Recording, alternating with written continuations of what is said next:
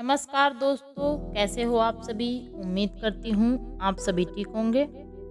आइए आज की कहानी शुरू करते हैं। ये कहानी है कमला जी की, जिनकी 4 बहुएं थी।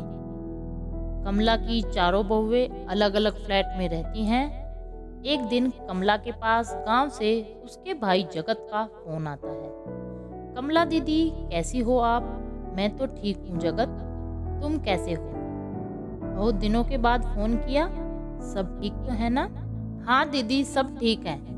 मैं कल तुम्हारे पास आ रहा हूँ, वहाँ मुझे कुछ काम था तो सोचा अपने भांजों से भी मिल लूँगा।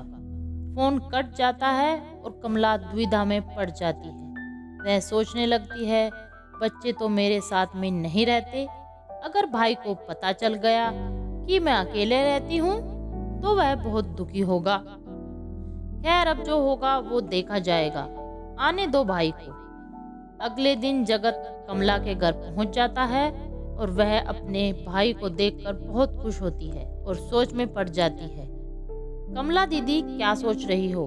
अरे कुछ नहीं, तुम बैठो, मैं तुम्हारे लिए कुछ खाने के लिए लाती हूँ। दीदी, तुम क्या ला रही हो।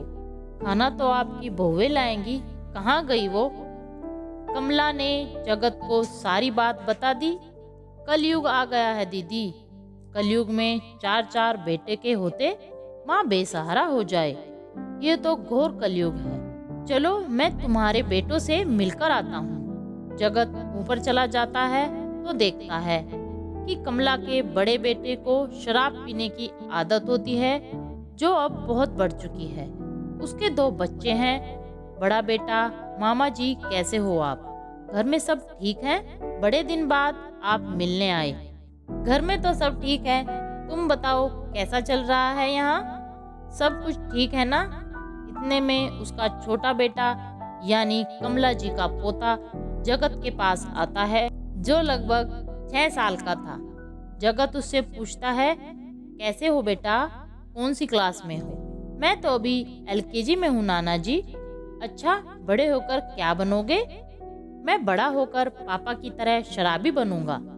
यह सुनकर सभी लोग भौचक्के रह गए और रूमा फूट फूट कर रोने लगी और रोते रोते बोली, अगर मैं अलग ना हुई होती तो ये इतनी शराब नहीं पीते। माँ के साथ रहते थे तो इनको माँ से थोड़ी शर्म तो होती। अब बच्चे भी वही सीख रहे हैं जो ये सिखा रहे हैं। थोड़ी देर बाद जगत ऊपर दूसरे भांजे के पास जाता है, पर वहाँ के हालात कुछ अजीब ही थे। जैसे चारों तरफ सामान बिखरा हुआ था, कोई साफ सफाई नहीं।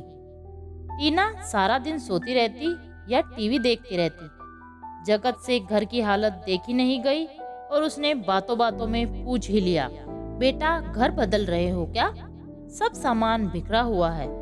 मामा जी की बात सुनकर टीना झट से बोली, मामा जी पहले सब माँ के साथ रहते थे तो सारी बहुओं को एक एक ही काम करना पड़ता था, तो काम जल्दी से हो जाता था।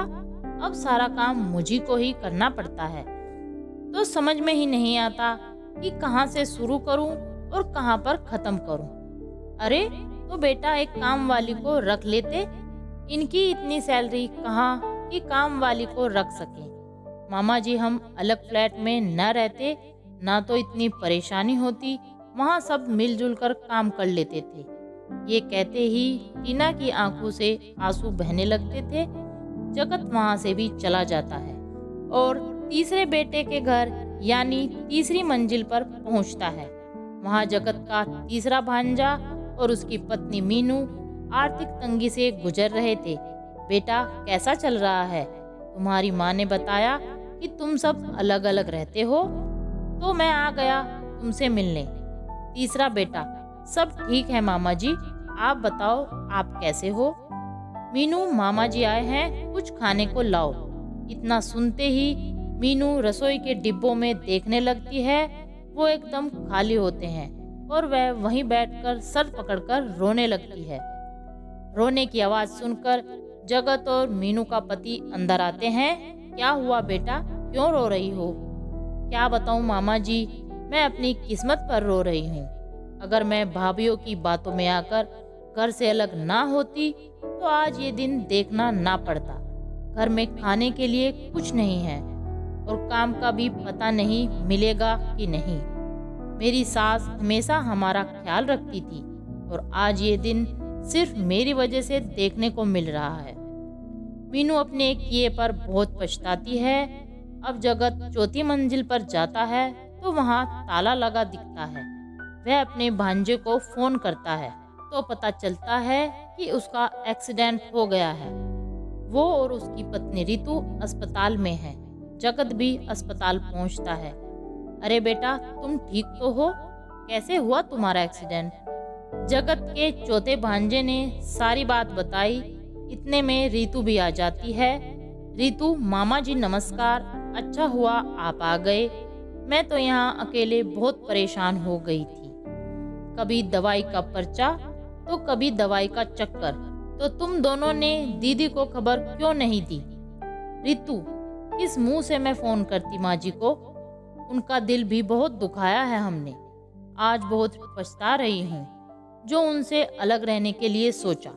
अगर हम सब साथ रह रहे होते तो आज मुझे इतनी परेशानी का सामना नहीं करना पड़ता। जगत अपने तीनों भांजों और कमला जी को खबर कर देता है और सभी अस्पताल में आते हैं। जगत चारों भाइयों को एक दूसरे की परेशानी के बारे में बता देता है। चारों भाई एक दूसरे के गले लगते हैं और एक दूसरे से माफी मांगते हैं। चारों बहुएं भी कमला जी के पैर छूकर अपनी सास से माफी मांगती हैं। अब दोबारा सारा परिवार एक हो जाता है और सब मिलजुल कर रहने लगे। अगर एक भाई पर कोई परेशानी आती तो सारे भाई मिलजुल कर उसका सामना करते। एक दिन कमला ने अपने बेटे और बहुओं को बुलाया और कहा, देखो, तुम सब एक साथ रहते हो तो कितने खुश रहते हो। कोई मुसीबत तुम्हें छू भी नहीं सकती। इसलिए तो कहते हैं मुश्किल वक्त भी टल जाता है जब अपनों का साथ मिल जाता है। तो दोस्तों, कैसी लगी आपको हमारी आज की कहानी? अगर कहानी पसंद आई हो तो कमेंट करें, लाइक करें, शेयर करें और अगर चैनल पर नए हो तो सब्सक्राइब करें। आप सभी का धन्यवाद।